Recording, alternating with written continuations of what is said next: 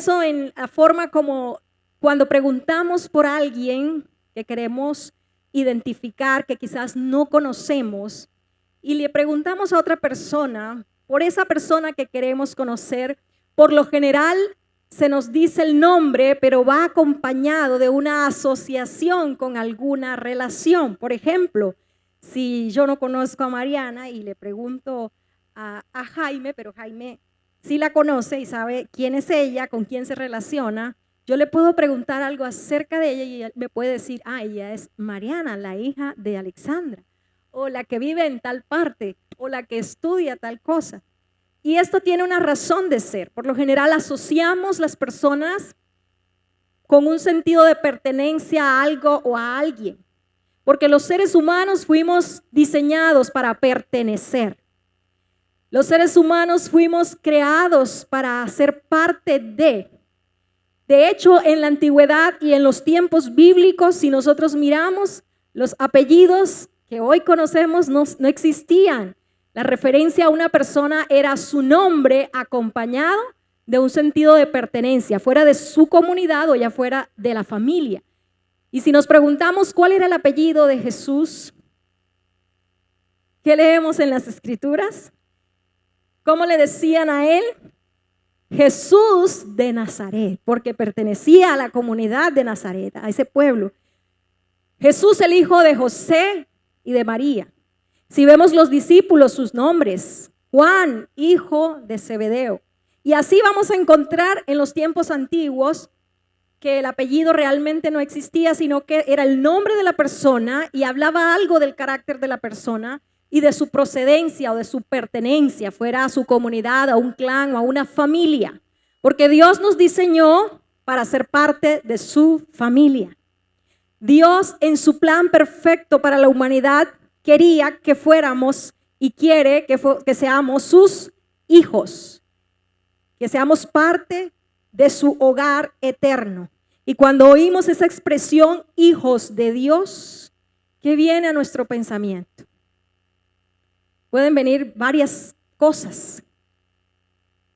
Cuando nosotros hemos tenido carencias en el hogar terrenal, en el que nacimos, aquí en la tierra, cuando tenemos carencias, se generan vacíos en la parte emocional, se generan situaciones que llevan en muchos casos en la adolescencia o en la juventud a los hijos irse del hogar y buscar quizás una identidad equivocada por causa de esas carencias. Así que cuando hablamos de hijos de Dios, muchos pueden pensar, bueno, hijos de Dios somos todos, porque fuimos creados por el mismo Dios.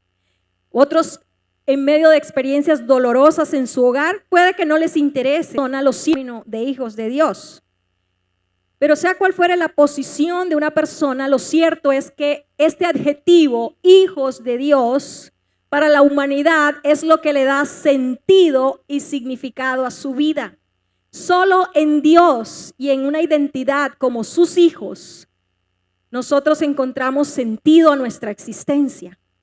Mientras esa relación no se dé en nuestras vidas de una manera íntima y personal con Dios, nuestra vida no cobrará un sentido, un valor, y estaremos buscando en relaciones a nuestro alrededor esa identidad, esa seguridad, ese valor que solo Dios nos puede llenar y nos puede dar. Así que el plan de Dios es que seamos hijos, ese es su propósito, para que cada uno de nosotros pueda encontrar su sentido y valor de la vida. Y quiero que vayamos a la primera carta del apóstol Juan en el capítulo 3, versículo 1. Primera carta del apóstol Juan, capítulo 3, versículo 1, donde vamos a hablar acerca de qué significa ser un hijo de Dios. Y realmente podamos examinar este significado y saber si soy hijo de Dios. Porque la pregunta que surge es, entonces, ¿somos o no somos todos hijos de Dios? Bueno, vamos a ir respondiendo esta pregunta y para ello vamos a leer en la primera carta de Juan, capítulo 3, versículo 1. Dice, el apóstol Juan, miren con cuánto amor nos ama nuestro Padre, que nos llama sus hijos. Y eso es lo que somos. Pero la gente de este mundo no reconoce que somos hijos de Dios porque no lo conocen a Él. Y vamos a dejarlo ahí. El apóstol Juan está diciendo que miremos cuánto amor nos ha dado el Padre para llamarnos sus hijos. Afirma en esta carta que ese es el deseo de Dios, que seamos sus hijos, pero también advierte que la gente de este mundo no reconoce que somos hijos de Dios porque no lo conoce a Él. Y hay una preocupación en el corazón pastoral de Juan. Juan era un pastor y escribe con ese corazón y con ese amor por la congregación a la iglesia, pero también con una preocupación como padre espiritual, como pastor. Y es que muchas personas ya eran parte de la iglesia. Esto fue a finales del siglo I y ya muchas personas se habían convertido a Cristo, por lo tanto eran hijos de Dios. Pero había una situación peligrosa y era que había una influencia de ideas filosóficas religiosas griegas que habían entrado a la iglesia y habían pensamientos ya allí equivocados, erróneos, de creyentes que decían y afirmaban ser hijos de Dios, pero sus vidas no eran coherentes con la fe que profesaban. Así que Juan está preocupado de esto y él escribe esta carta y les dice, miren cuánto amor. Pero este verbo mirar está en un tiempo continuo en el griego y es como si Juan nos dijera, manténganse mirando a lo largo del tiempo cuánto amor nos ha dado el Padre para llamarnos sus hijos. El mirar, el comprender lo que Dios ha hecho para que seamos sus hijos es lo que nos va a dar el significado de qué es realmente ser un hijo de Dios. Y dentro de la iglesia, que era un momento en la historia, en el primer siglo, donde había un auge de filosofías griegas y del dualismo griego de Platón, donde se decía que habían solo dos realidades, una inmaterial, una material, y que la realidad material era mala y la inmaterial era buena. Así que ellos enseñaban, es decir, habían estado allí, ese pensamiento se fue filtrando en la iglesia primera y habían algunos llegados a ser maestros enseñando estas ideas. ¿Cuáles eran esas ideas? Que el cuerpo era malo por esencia y el espíritu era bueno, por lo tanto había que cultivar la espiritualidad, pero no importaba lo que hiciéramos con el cuerpo. Así que este tipo de pensamiento entró en la iglesia y algunos habían llegado a ser maestros ya, y es a los que Juan a lo largo de su carta se refiere como falsos maestros, como engañadores o anticristos. Y los vamos a encontrar que este es el término que usa el apóstol Juan. Es más, el apóstol Juan allí en el capítulo 2 dice que ellos habían salido, dice, estas personas salieron de nuestras iglesias, pero en realidad nunca fueron parte de nosotros. ¿Será que hoy estamos viendo también enseñanzas erradas, filosofías que han resurgido antiguas y que ahora también están penetrando en el pensamiento de la iglesia y se convierten en un peligro que amenaza la verdad del evangelio? Y por eso Juan escribe para que reflexionen aquellos creyentes acerca de lo que significa realmente ser un hijo de Dios. Y escribe esta carta que es pertinente para nosotros hoy, para saber realmente qué significa ser un hijo de Dios. Y encontramos aquí en este pasaje que lo primero que Juan nos quiere mostrar es que ser hijo de Dios es la dignidad más alta del ser humano. La dignidad o el punto más alto al que puede llegar el ser humano es llegar a ser un hijo de Dios. Y aquí es donde resolvemos la pregunta, ¿todos son hijos de Dios? No todos son hijos de Dios. Es el plan de Dios que seamos sus hijos, pero no todos son hijos de Dios. Fuimos creados para ser hijos de Dios, sin embargo, eso no significa que todos son hijos de Dios. Ahora, ¿por qué no todos somos hijos de Dios si somos su creación? Cuando Dios creó al ser humano, lo creó con el propósito de que fuéramos sus hijos. Dios le dio a Adán y Eva un lugar, les dio a Adán y Eva una condición y una naturaleza, los hizo a imagen y semejanza de Él. ¿Qué es lo que nos permite relacionarnos con otras personas de la misma manera? Nuestra naturaleza y carácter. Nosotros podemos relacionarnos con el resto de la creación, con los animales, con la naturaleza, pero no lo hacemos de la misma forma en que lo hacemos entre nosotros los seres humanos, porque nos diferencia el hecho de que tenemos una misma naturaleza. Así que el hombre fue creado a imagen y semejanza de Dios y esto le permitía al ser humano relacionarse íntimamente con Dios en el momento de ser creado. Pero allá en Génesis capítulo 3 encontramos la tragedia de la historia, en la historia de la humanidad. Y es que el ser humano tomó la decisión de desobedecer a Dios, de darle la espalda a Dios y de hacer caso a un argumento y a una mentira que Satanás le presentó al ser humano. Y a partir de allí, la naturaleza del maligno entra en la raza humana y se rompe esa comunión perfecta e íntima que el ser humano tenía con Dios. Pero Dios no deja la creación y a los seres humanos en esa condición. Y por eso podríamos preguntarnos, ¿por qué Dios continúa con la creación a pesar de que sabía que iba a caer? A pesar de que le dieron la espalda. Porque Dios creó al hombre con el plan de que fuésemos sus hijos y sus planes no pueden ser frustrados. Ahora, Dios se reserva el derecho de por qué decidió seguir adelante con la creación, pero la Biblia sí nos muestra una razón válida y la encontramos aquí en este texto que hemos leído y que Juan dice, miren con cuánto amor los ha amado el Padre que los ha llamado sus hijos. Dios nos ama profunda y eternamente.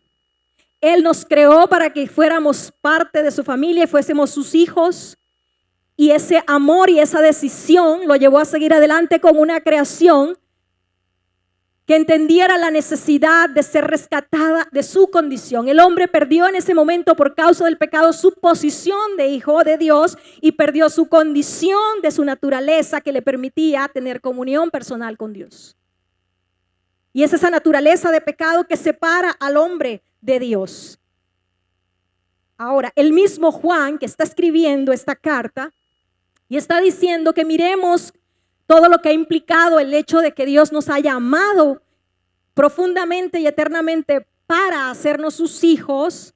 Él está pensando en todo aquello que Jesús les había enseñado. Y el apóstol Juan en su evangelio, en el evangelio que lleva su nombre, vamos por favor al evangelio de Juan, nos habla acerca de cuando Jesús, hablando con aquellos que se oponían a sus enseñanzas, deja claro que no todos son hijos de Dios. Evangelio de Juan, capítulo 8, versículo 42. Evangelio de Juan, capítulo 8, y vamos a leer el 42 y parte del 44. El Señor Jesús les dijo, si Dios fuera su Padre, ustedes me amarían porque he venido a ustedes de parte de Dios. No estoy aquí por mi propia cuenta, sino que Él me envió. Versículo 44. Pues ustedes son hijos de su padre, el diablo, y les encanta hacer las cosas malvadas que él hace. Jesús está dirigiendo a los opositores, aquellos que estaban allí y no aceptaban sus enseñanzas. ¿Qué les dice el Señor? Les dice, si ustedes fueran hijos de Dios, me amarían. Pero el Señor les dice, pero ni siquiera toleran oírme, porque vuestro padre no es Dios. Y les dice, su padre es el diablo. Y se oye fuerte esta expresión, pero Jesús está hablando de lo que había sucedido en la humanidad. El pecado había entrado en el ser humano y la naturaleza, por lo tanto, de Dios en él había sido corrompida. Ahora había una naturaleza de pecado, que es la naturaleza del diablo. Y Jesús está haciendo una asociación aquí de un vínculo que habla de naturaleza y habla de carácter. Si Dios fuera su padre, ustedes me amarían, pero no toleran ni siquiera oírme. ¿Le ha pasado alguna vez que usted está hablándole a alguien de Dios que no quiere saber nada de Dios y no tolera siquiera escucharlo? Creo que nos ha pasado en algún momento. ¿Qué es lo que hace que esa persona no tolere ni siquiera algo de Dios? Esa naturaleza que está allí, esa de pecado, que es propia del enemigo y que fue sembrada en la humanidad. Y que por eso todos los seres humanos nacemos con una condición que necesita ser restaurada, con una posición que necesita ser cambiada. Porque en la caída del ser humano, la humanidad fue quitada de esa posición de hijos y su condición cambió. Y eso es lo que hace que los seres humanos, por naturaleza caída, no nos gusta hacer la voluntad de Dios. Y vamos en contra de la voluntad de Dios. Pero Juan está diciendo, analicen lo que es ser hijo de Dios. Ser hijos de Dios es recuperar de nuevo esa posición en el hogar de Dios, en la familia de Dios. Ser hijos de Dios es recuperar esa posición de nuevo y esa condición de ser hijos de Dios. Y la palabra que utiliza Juan en la epístola para hijos es una palabra en el griego que significa niños nacidos de Dios. Es decir, Juan está diciendo, miren con cuánto amor los ha amado el Padre, que los ha llamado sus hijos, pero habla en un sentido de que fuimos nacidos de Él. Sin embargo, el apóstol Pablo habla en sus cartas y utiliza otro término en el griego para hijos. Nosotros en el español no lo notamos porque en ambos textos dice hijos. Pero cuando vamos al idioma original nos damos cuenta que cada uno usó una palabra diferente. La palabra que utilizó el apóstol Pablo está relacionada con la adopción. La pregunta es, ¿somos hijos por adopción o somos hijos por nacimiento? ¿Se contradice la Biblia? No, somos ambos, porque nacimos de nuevo, así que somos hijos de Dios por nacimiento, que es el término que usa Juan, y somos hijos por adopción porque recuperamos, gracias a ese nuevo nacimiento, nuestra posición en la familia de Dios. Y esa es la dignidad más alta que podemos alcanzar. No es tu carrera, no es tu realización financiera, ni es ninguna otra cosa, ni un hogar, ni una familia. Es llegar a ser hijos de Dios. Porque cuando llegamos a ser hijos de Dios, llegamos a recuperar la posición que Dios desde el principio quería darnos. Y llegamos a tener la condición y la naturaleza de Dios en nosotros. Por lo tanto, lo que Juan está diciendo es que para ser hijos de Dios necesitamos nacer de nuevo. Un nacimiento de Dios. Y Juan, quien escribe el evangelio que lleva su nombre, también está recordando años después lo que había visto en compañía de Jesús y que él escribe. Y Juan habla en su evangelio en el capítulo 1, versículo 12, de cómo llegamos a ser hijos de Dios. ¿Cómo es que sucede todo este evento que nos lleva a recuperar la posición de hijos de Dios y la condición de ser nacidos de Dios? Juan 1, 12. Pero a todos los que creyeron en Él, ¿en quién? En Jesús, en el Hijo de Dios. A todos los que creyeron en Él y le recibieron, les dio el derecho de ser hijos de Dios. Mas a todos los que le recibieron, a los que creen en su nombre, les dio potestad de ser hechos hijos de Dios. Versículo 13. Ellos, ¿quiénes? Los hijos de Dios, nacen de nuevo, no mediante un nacimiento físico, sino como resultado de la pasión, no mediante un nacimiento físico como resultado de la pasión o de la iniciativa humana, sino como por medio de un nacimiento que proviene de Dios. Y allí Juan nos está hablando acerca de que nosotros nacemos de nuevo por voluntad de Dios. Juan también registra en el capítulo 3, versículo 3, la conversación entre Jesús y Nicodemo, un maestro de la ley. al que el Señor Jesús en el versículo 3 del capítulo 3 del Evangelio de Juan le responde a Nicodemo: te digo la verdad, a menos que nazcas de nuevo, no puedes ver el reino de Dios. Si quisiéramos, pudiéramos decirlo también: a menos que no nazcas de nuevo, no puedes ser parte de la familia de Dios. Cuando habla Juan de un reino de Dios, habla de un reino espiritual, de un lugar al cual nosotros ahora somos trasladados, del reino de la oscuridad al reino del Hijo de Dios, a la familia de Dios. Y no podemos pertenecer a esa familia y ser hijos si no hemos nacido de nuevo. Te digo la verdad, versículo 5, nadie puede entrar en el reino de Dios si no nace del agua y del Espíritu. Y Jesús empieza a explicarle acerca de este nacimiento. Pero en el capítulo 1 se nos ha dicho que antes de que se opere ese nacimiento que es producido por el Espíritu de Dios, hay que hacer algo, y es creer en el nombre de Jesús. Pero si no indagamos, que es lo que Juan nos está diciendo, miren, mediten, piensen, comprendan lo que significa ser hijo de Dios, nos podemos quedar en una comprensión superficial que nos lleva a engañarnos y a nosotros mismos, si somos o no somos hijos de Dios. Y para responder a esto, el pasaje nos habla que debemos creer, pero ese creer que se estaba dando en los tiempos de Juan cuando escribe la primera carta a las iglesias en Asia Menor, que estaban siendo influenciadas por la filosofía griega y pensamientos contrarios a la verdad de Dios, cuando miramos esto, para ellos el creer tenía otro aspecto. Para Juan, cuando dice en el capítulo 1 a todos los que creen, está hablando de creer en el nombre de Cristo. ¿Qué significaba el Cristo? El Mesías, el Salvador del mundo, el que vino a salvar a la humanidad. Así que no se trata de creer solamente en un Jesús histórico, no se trata de que usted y yo creamos solamente en un Jesús que fue buena persona, que fue un Jesús humanitario, que sanaba a los enfermos, que daba de comer a los necesitados. Se trata de creer en Jesús como el Hijo de Dios. Se trata de creer en Jesús como el Salvador, como aquel que vino a ofrecernos la salvación.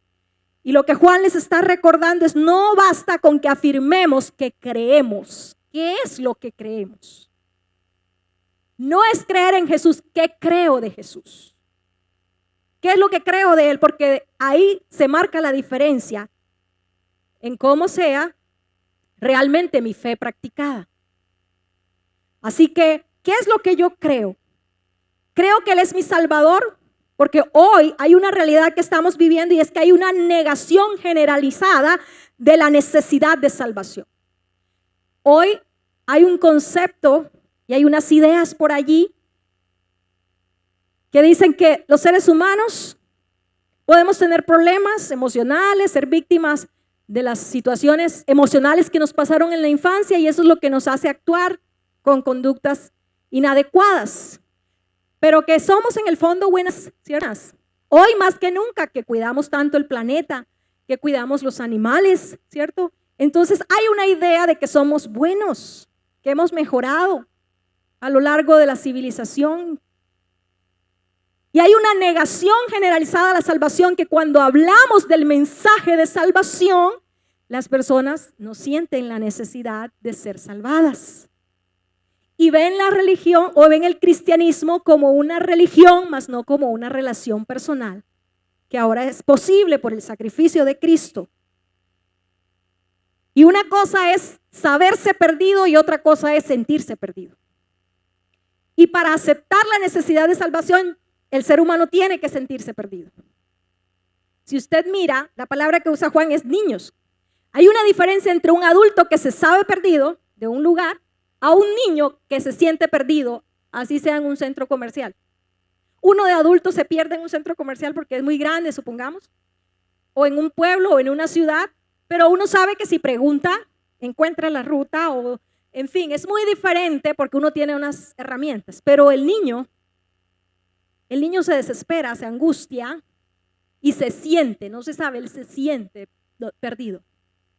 Y lo que Dios quiere es que nosotros, que lo habla a Él en la Escritura, seamos como niños, que haya un reconocimiento en el ser humano que sin Él estábamos perdidos, que necesitamos a nuestro Padre, que necesitamos ser restaurados. Pero hoy el mensaje de salvación puede sonar extraño. Y eso es lo que ha hecho que se vea el cristianismo como una religión, simplemente que puedes practicar, donde puedes cultivar tu espiritualidad sin importar tu conducta, sin importar lo que hagas con tu cuerpo. Pero lo que Juan está diciendo, ese es el dualismo griego, pero la verdad de Dios dice que el ser humano es un ser integral y que sí importa lo que hacemos con nuestro cuerpo y con nuestros sentidos físicos, y que sí afecta nuestra relación con Dios lo que hagamos con nuestro cuerpo, que sí afecta mi espiritualidad. Y miren, vamos por favor de nuevo a la carta de Juan, la primera carta de Juan, al capítulo 1. Cuando usted encuentre allí varias expresiones donde el apóstol Juan dice los que afirman o los que dicen, se está refiriendo precisamente a lo que estas ideas que habían entrado a la iglesia afirmaban.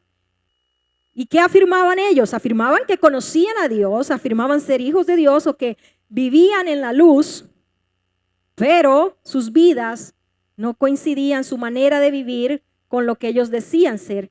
Capítulo 1, versículo 6. Por lo tanto, mentimos si afirmamos que tenemos comunión con Dios. ¿Qué afirmaban ellos?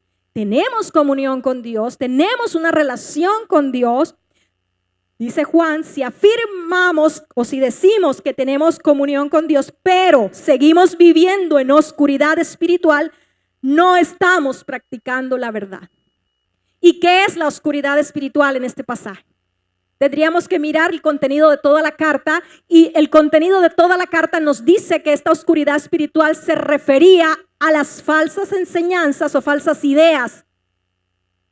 Se refería también al odio, a la falta de amor en las relaciones personales, y se refería a la inmoralidad sexual. Así que el apóstol Juan está diciendo, si afirmamos que tenemos comunión con Dios, pero seguimos viviendo en inmoralidad sexual, si seguimos viviendo en el engaño, en ideas filosóficas extrañas que no coinciden con la verdad de Dios, entonces no estamos practicando la verdad. Más adelante encontramos en el versículo 8, si afirmamos que no tenemos pecado, lo único que hacemos es engañarnos a nosotros mismos. Recordemos que estos falsos maestros enseñaban que como el cuerpo era malo, podía hacerse lo que quisiera con el cuerpo, que eso no afectaba la espiritualidad, porque lo importante era lo espiritual. Lo interno, pero que el cuerpo podía hacer lo que quisiera. Así que Juan está diciendo, si afirman esto, se engañan ustedes mismos, porque sí importa lo que hacemos con nuestro cuerpo. Y nuestro cuerpo debe estar sujeto a la voluntad de Dios, para lo cual lo diseñó. Así que Juan está diciéndoles que si somos hijos de Dios, es importante que entendamos que nuestra nueva naturaleza debe verse evidenciada en nuestra conducta. Y lo peligroso de este asunto era que habían hijos de Dios que se habían convertido, pero que ahora sus vidas estaban siendo arrastradas por estas ideologías. Así que ellos estaban empezando también a hacer las mismas cosas. Y les dice, miren lo que ha costado el amor de Dios para que lleguemos a ser hijos de Dios. Y si hemos nacido de nuevo, tenemos una nueva naturaleza, tenemos un nuevo carácter. Y no podemos engañarnos. Tú no puedes decir que eres un hijo de Dios, tú no puedes decir que eres cristiano, tú no puedes decir que tienes una relación personal con Dios, pero vives en inmoralidad. No puedes decir que eres un hijo de Dios, pero odias a tu hermano. Es lo que dice Juan en el primer capítulo, en el segundo capítulo, versículo 9. Si alguien afirma, vivo en la luz, pero odia a otro creyente, esa persona aún vive en la oscuridad. Así que no se trata solo de lo moral, también de las relaciones personales. Si somos hijos de Dios, tenemos ahora el amor de Cristo en nuestro corazón. Si somos hijos de Dios, ahora tenemos una naturaleza nueva, que es la vida de Cristo en nosotros por medio de la presencia del Espíritu Santo, que nos capacita para hacer la voluntad de Dios. Y la mentira y el engaño sigue en esta época como estuvo en los tiempos de Juan, haciendo creer a los creyentes que podían llevar cualquier clase de vida igual que el que no se había convertido, cuando ahora tenían una nueva naturaleza, debían actuar de acuerdo a esa nueva capacidad, a esa nueva naturaleza y hacer la voluntad de Dios. No es posible que una persona me diga, yo soy cristiano, pero consumo pornografía. Va contra naturaleza y contra los valores de Dios, contra el propósito por el cual diseñó Dios el cuerpo y la intimidad sexual. No es posible que aún un cristiano diga, es que no importa, hoy las películas tienen alto contenido erótico, pero yo las veo porque eso no me afecta a mi comunión con Dios. Juan dice, es mentira. Sí afecta mi comunión con Dios. Lo que veo y va en contra de la palabra de Dios. Lo que escucho y va en contra, letras de canciones que atentan contra la verdad de Dios. Y no importa si las escuchamos, eso es religiosidad.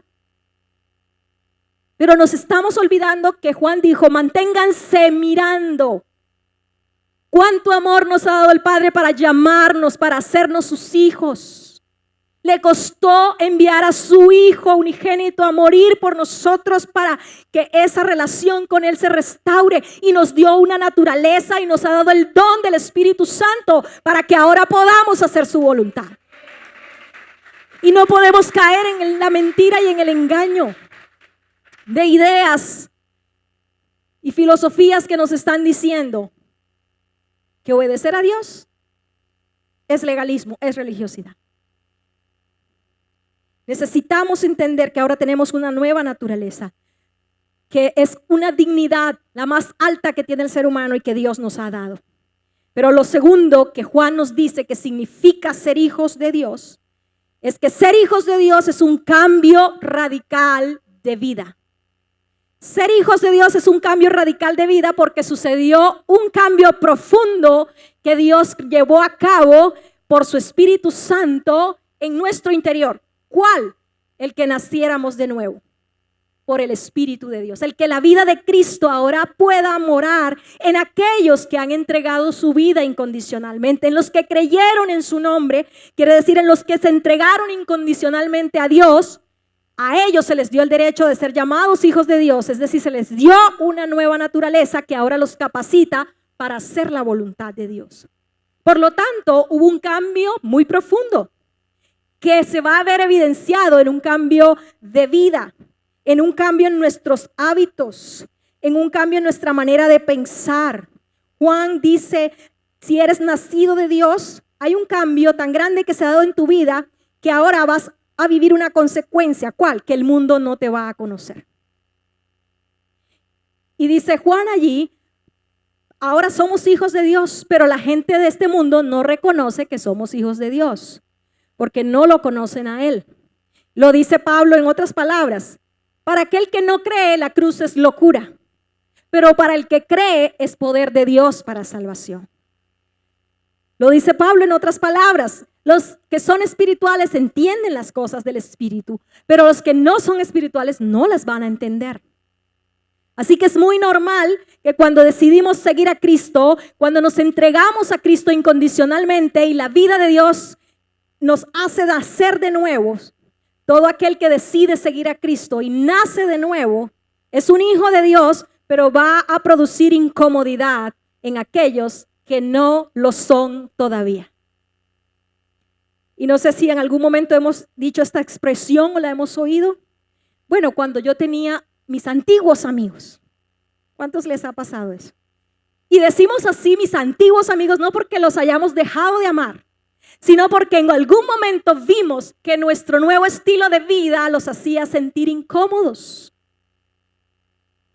Porque un día entendimos que los ambientes en los cuales teníamos un vínculo en común, que era el pecado, ya ese vínculo no está, pero el ambiente sigue siendo una tentación para mí. Y Juan quiere que entendamos esa verdad. Porque lo peligroso de una persona que ha nacido de nuevo o que afirma ser hijo de Dios es que no se sienta mal en ciertos ambientes donde se promueve el pecado.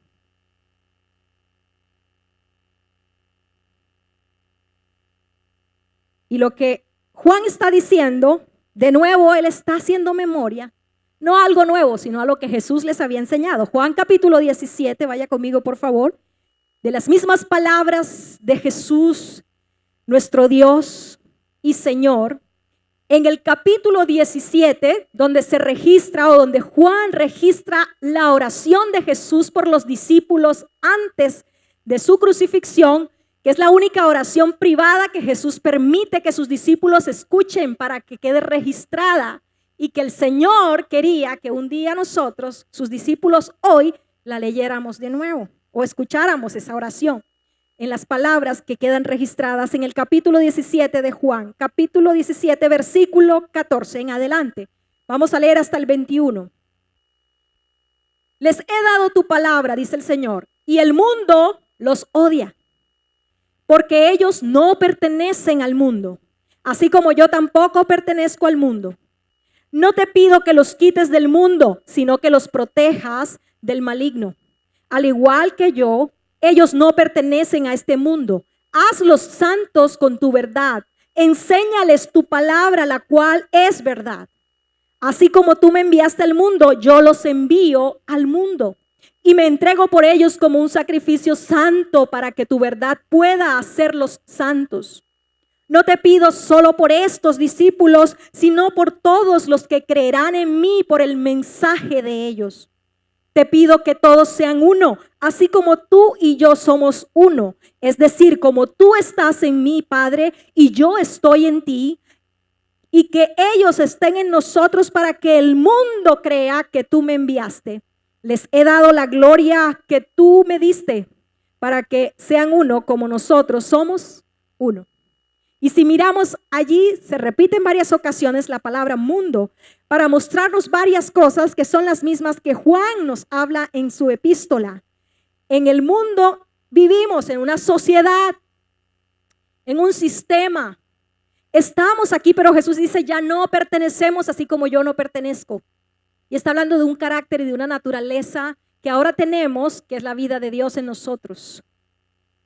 Y Juan en su epístola en el capítulo 5 versículo 19 nos dice, sabemos que el Hijo de Dios ha venido y nos ha dado entendimiento para que podamos conocer al Dios verdadero. Pero en el versículo 19 dice que este mundo está controlado por el maligno. ¿Cómo? A través de filosofías, ideas propias de los seres humanos que se han llegado a vestir de religiones. ¿Sabía usted? Estamos ahora en una época peligrosa, tanto como en los tiempos de Juan, y podríamos decir que en un océano mayor de ideas. Mientras que en el tiempo de Juan, lo que amenazaba la fe cristiana era el dualismo griego, ahora lo que amenaza nuestra fe y nuestras creencias es el pluralismo. Es decir, allá eran dos ideas, ahora son múltiples ideas. ¿Y qué es lo que nos propone el pluralismo de esta sociedad y de nuestro tiempo? Que tú creas todas las ideas posibles que se los puedan ocurrir a los seres humanos. El pluralismo de hoy nos dice que todas las religiones son válidas y tienen verdades salvadoras para el ser humano. Y aún ese pensamiento se ha filtrado en el pensamiento cristiano. Y podemos oír que hay un cristianismo, una rama, y hay tanto como lo había en los tiempos de Juan, dentro de las iglesias, enseñanzas permeadas por estas filosofías. Enseñanzas que hablan de que no importa cómo vivas tu vida, lo importante es la espiritualidad. Pero tu conducta no importa. Después que no le hagas daño a nadie, puedes hacer lo que quieras. Porque hoy está de moda lo inclusivo y lo plural. Un océano de múltiples realidades que nos proponen que creamos y aceptemos, y por eso lo más fuerte o el valor que más se resalta en este tiempo es la tolerancia. Y hoy los cristianos no estamos siendo perseguidos precisamente por proclamar nuestra fe, porque en esa pluralidad todo el mundo puede decir lo que piensa y tienes que respetar su creencia. Así que no nos están persiguiendo en este momento, y ni aún así nosotros proclamamos como debe ser un mensaje claro del evangelio. Porque cuando lo proclamamos claro, vamos a tener oposición. Porque lo paradójico es que aunque la tolerancia es el valor que se resalta más. Sin embargo, cuando afirmamos y defendemos nuestras convicciones, somos intolerantes. O se nos tilda de tener una mente estrecha. ¿Y qué es la mente abierta entonces? Aceptar todo, así sea equivocado, así sea un error. Yo le hago una pregunta, ¿será que si un niño en un salón de clases dice 1 más 1 es 8? La profesora le va a decir, sí, tiene toda la razón, todos vamos a aceptar que 1 más 1 es 8. ¿Cree usted que haríamos eso? No, eso es matemáticas y 1 más 1 es 2. Y la profesora no le va a decir eso a los demás estudiantes, apréndanse de aquí en adelante. Pero el pluralismo de hoy, de las filosofías, sí quiere que hagamos eso. Que los cristianos, o aún en las universidades, en todos los colegios, escuchemos los pensamientos filosóficos y los aceptemos. Así estén equivocados. Que lo importante es la sinceridad, pero podemos estar sinceramente equivocados. Y está en juego nuestra eternidad. Porque Juan está diciendo en el versículo 28, capítulo 22, queridos hijos, permanezcan en comunión con Cristo para que cuando Él regrese estén llenos de valor y no se alejen de Él avergonzados. ¿Qué está sugiriendo Juan? Que puede haber cristianos sinceramente engañados, llevando su vida como quieran. Pero hay que hacernos una pregunta, si eres hijo de Dios, sencillamente tienes que preguntarte si tu forma de vida le agrada a Dios. Pregúntale al Espíritu Santo si las películas que ves le agradan a Él. No a ti, porque a ti te pueden agradar, pero le agradan a Él. Pregúntale al Espíritu Santo que está dentro de ti si la forma como llevas tu relación con tu novia, con tu novio, le agrada a Él. Porque puede que te agrade a ti lo que estás haciendo, pero le agrada al Espíritu Santo.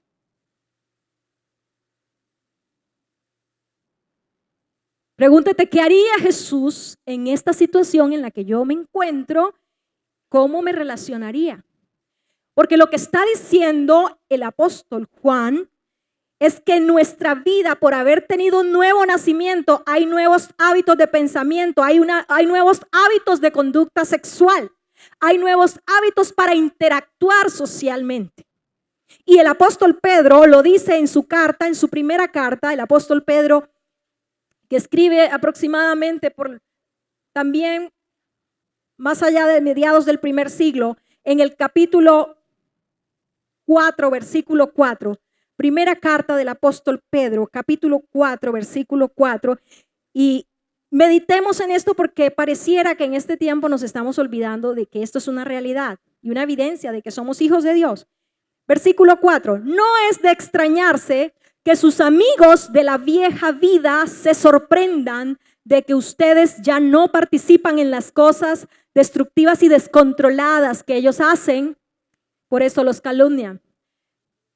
Acá en la otra versión dice, a ellos les parece extraño que ustedes ya no corran con ellos en el mismo desbordamiento, desenfreno de inmoralidad, y por eso los insultan. Pero ¿qué está pasando? Hay un problema serio al cual nosotros tenemos que pensar y reflexionar hoy. Si somos hijos de Dios, no debería parecernos extraño esto, pero el pluralismo ha metido un miedo en los hijos de Dios a mostrar sus convicciones, como la Biblia dice. Y entonces en lo privado somos devotos y oramos, pero en lo público nos comportamos igual que los demás. El mismo dualismo en los tiempos de Juan, que ha resurgido a través de ideas equivocadas, engañosas, que es a los que Judas se refiere en su carta como aquellos que han convertido la gracia de Dios en libertinaje. Es cierto que Dios nos perdonó, nos amó y dio a su Hijo para que podamos tener una relación personal con Él y ahora somos sus hijos, pero esa gracia no la podemos convertir en un libertinaje.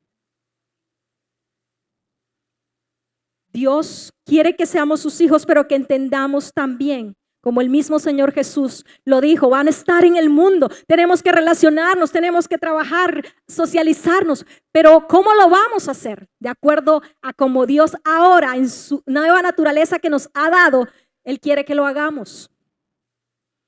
y qué clase de pensamientos y de conductas deben reflejar entonces mi nuevo carácter, mi nueva naturaleza como hijos de Dios. Y saber que el mundo, que es lo que Juan nos dice allí en el capítulo 3, no nos va a reconocer, les va a parecer extraño. Y que todo cristiano, todo hijo de Dios que decide seguir a Cristo, entregar su vida, algunas de sus relaciones sociales van a tener que cambiar. Porque los ambientes en los cuales antes tenían un vínculo en común, ahora no lo hay. Y sabemos que son ambientes que se convierten en tentaciones para nosotros. Pero el pluralismo de hoy que se ha metido al cristianismo, al pensamiento y a la idea de muchos, es que no afecta al ambiente. Y seguimos allí adentro y resulta que se van borrando de nosotros los valores, la teología, y terminamos con una conducta igual. Es más, este coqueteo con la cultura y con la sociedad no es el camino para llevar a otros hijos a la gloria de Dios. Porque el deseo de Dios es llevar a muchos hijos a su gloria, lo dice Pablo. Pero el coquetear con el mundo y ser igual a ellos para que nos acepten y solo ser devoto en lo privado, no es el camino para llevar a otros a las bodas del Cordero. Es el camino para que ni siquiera nos respeten y nos encasillen en un casillero más de la pluralidad de religiones que hay. Cuando el cristianismo no es una religión más. No podemos ser pluralistas y cristianos al mismo tiempo. ¿Somos cristianos o somos pluralistas? No podemos decir es que todas las religiones salvan, pero la mejor es la cristiana. No. Eso es un cristianismo inclusivo. Es que todas las religiones, no. No hay muchas realidades. Hay una verdad y es Cristo el Señor. Él dijo, yo soy el camino, yo soy la verdad, yo soy la vida. Él es el único camino para salvar al hombre. No lo son todas las religiones. Y nosotros tenemos que definir, porque es la única manera en que Jesús dijo que el mundo conocerá que Él nos ha enviado. Hay un mensaje que nosotros tenemos que transmitir como hijos de Dios y ese mensaje debe ser claro, pero el no entender lo que significa ser un hijo de Dios nos hace que demos un mensaje confuso para el mundo. Y Jesús dijo que nosotros podamos amarnos entre nosotros, que podamos entender que ahora nuestra vida ha tenido un cambio radical y una nueva naturaleza y podemos hacer la voluntad de Dios y tenemos al Espíritu Santo y llevar un mensaje a través de nuestra vida que sea diferente, que evidencie verdaderamente que nuestra vida ha cambiado. ¿Y sabe por qué decimos que es la verdad? No solamente porque Jesús lo dijo y eso es suficiente, sino porque además hay millones de personas en el mundo que sus vidas han sido transformadas y cambiadas por Cristo. Y que podemos mirar atrás y decir lo que humanamente no hubiera podido hacer ahora en Cristo ha sido posible. Y hay evidencia entonces de que Cristo, el Señor, es la verdad. Él es Dios. Y este mundo necesita escuchar un mensaje claro. Merece oír con claridad el mensaje de la salvación, porque este mundo fue creado por Dios, es de Dios, aunque está bajo la influencia del maligno. Dios tiene el control de las cosas y un día regresará y todos daremos cuenta de lo que hemos hecho. Así que el mundo necesita oír con claridad el mensaje y depende en primer lugar de los que somos hijos de Dios, los que hemos nacido de nuevo, qué mensaje estamos dando. Y si estás aquí, quizás tú dices, no, yo no he nacido de nuevo porque realmente todo lo que hemos hablado, yo no he entregado mi vida incondicionalmente a Dios, que es lo primero que tenemos que hacer para nacer de nuevo. Cree en Él, entrega tu vida incondicionalmente y cree en Él como Salvador. Reconoce tu necesidad de que estás perdido y que necesitas ser restaurado y cambiado profundamente. Y allí el Señor te dará la vida eterna y nacerás de nuevo. Pero si tú dices, no he nacido de nuevo, entonces es el momento en que reconozcas a Jesús como tu Salvador y te entregues a Él y le des tu vida incondicionalmente y la vida de Dios te hará nacer de nuevo y podrás hacer la voluntad de Dios. Pero nosotros los que hemos nacido de nuevo necesitamos tener cuidado de los engaños que hoy se mueven y las filosofías de este pluralismo en el que vivimos para entender que ser hijos de Dios es la dignidad más alta que podamos alcanzar, que Dios nos las ha otorgado por su amor y gracia y también que es un cambio de vida radical que va a incomodar a aquellos que aún no son hijos de Dios. Necesitamos mirar día tras día a la cruz y entregar nuestra vida a Cristo sin condiciones. Y Él, por su Espíritu Santo, nos hará y nos llevará a hacer la voluntad de Dios. Basta el tiempo de haber hecho lo que agrada a todo el mundo para hacer lo que agrada a Dios. Necesitamos tomar decisiones. Y esta es una mañana en que Dios te invita y que nos ha hablado acerca de lo que es ser hijos de Dios. A que rindamos nuestra vida a Él. Te invito a que le des gracias al Señor si ya eres un hijo de Dios, si haces parte de la familia de Dios, si has nacido de nuevo. Te invito a que podamos pensar y meditar en el amor profundo que Dios ha tenido con nosotros para llamarnos sus hijos, todo lo que implicó la entrega de su Hijo y que ahora sea posible que en nosotros haya una nueva naturaleza y que no nos dejemos engañar. Toda nuestra vida, si la hemos entregado a Dios, debe procurar y buscar agradar a Dios en respuesta a lo que Él ha hecho.